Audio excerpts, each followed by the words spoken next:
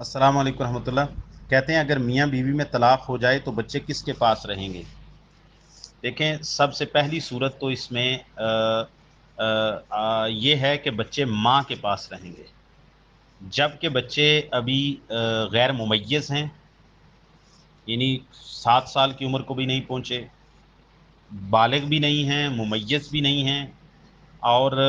ابھی چھوٹے ہیں، سال کے 6 ماہ کا، 2 سال کا، 3 سال کا، 4 سال کا، 5 سال کا، 7 8 10 سال تک بھی، تو وہ بچے جن کو اپنی ماں کی نگہداشت کی لازمی طور پر ضرورت ہوتی ہے، جو چھوٹا بچہ ہے صغر سنی کے اندر،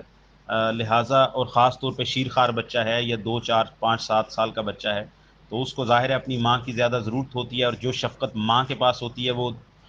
دنیا جہان کی کوئی بھی اور عورت جو ہے وہ معاملہ نہیں کر سکتی۔ تو لہٰذا اس وقت تو فیصلہ یہی ہے کہ وہ بچہ ماں کی نگہداشت میں رہے گا، اور ماں ہی اس کی پرورش کرے گی، لیکن ان کے جمی اخراجات وہ والد کے ذمے ہوں گے اگرچہ طلاق بھی ہو چکی ہے۔ جب بچے سیانے ہو جاتے ہیں، جب وہ ممیز ہو جاتے ہیں، تمیز کر سکتے ہیں، تو اگر باپ اور جو بچوں کی ماں ہے طلاق ہونے کے بعد ان کے درمیان تنازع ہو جائے،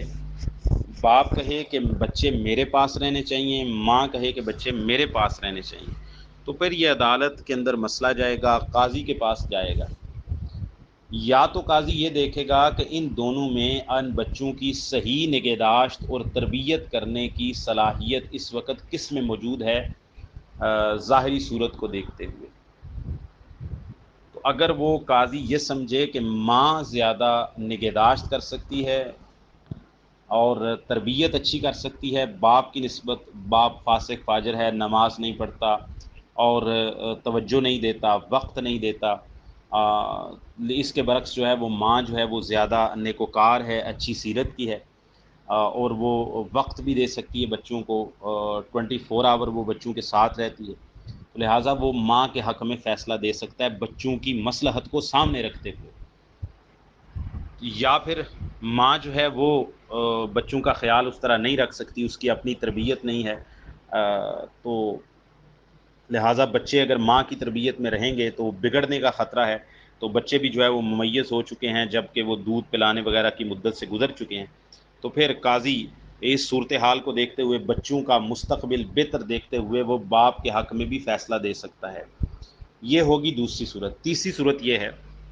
کہ جب میاں بیوی کے درمیان تنازع ہو جائے کہ بچے میرے پاس رہیں گے، وہ کہتی بچے میرے پاس رہیں گے،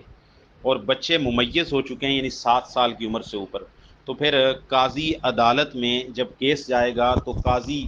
بچوں سے پوچھے گا، بچوں کی رائے لے گا،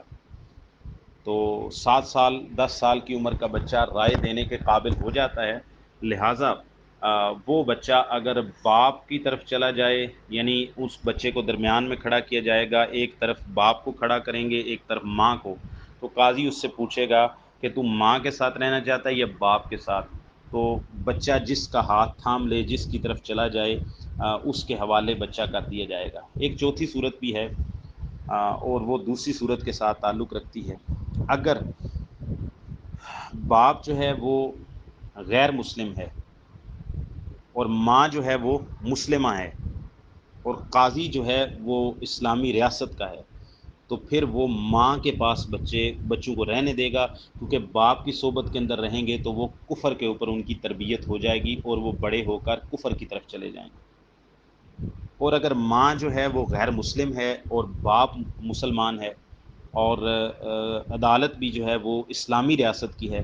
تو پھر باپ کے حق میں فیصلہ دیا جائے گا، ماں کے حق میں نہیں دیا جائے گا، کیونکہ یہ ڈر ہے کہ ماں کی صحبت کے اندر بچے رہیں گے تو ظاہر ہے وہ بچے وہی کچھ کریں گے، وہی مذہب اپنائیں گے جو کہ ماں کا ہے، اور حدیث میں بھی آیا ہے کہ رسول اللہ صلی اللہ علیہ وسلم نے فرمایا کل مولود یولد علی الفطرۃ فابواہ یحودانہ و ینصرانہ و یمجسانہ،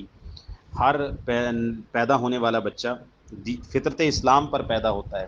پھر اس کے والدین اس کو یہودی، نصرانی یا مجوسی بنا لیتے ہیں۔ اس کا مطلب ہے کہ تربیت کا بڑا ہاتھ ہوتا ہے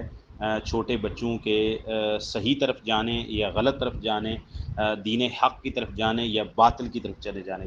اگر یہ خدشہ محسوس ہو تو جو حق پر ہے جو صحیح دین پر ہے، یا دین تو دونوں کا اسلام ہے لیکن ایک کا دین زیادہ قائم ہے، مستقیم ہے، باعمل ہے، تو پھر اس کے حق میں فیصلہ دیا جائے گا۔ السلام علیکم ورحمۃ اللہ۔ امت مسلمہ کے مسائل کی مزید ویڈیوز دیکھنے کے لیے ہمارے چینل کو سبسکرائب کریں اور بیل آئیکن پر کلک کریں۔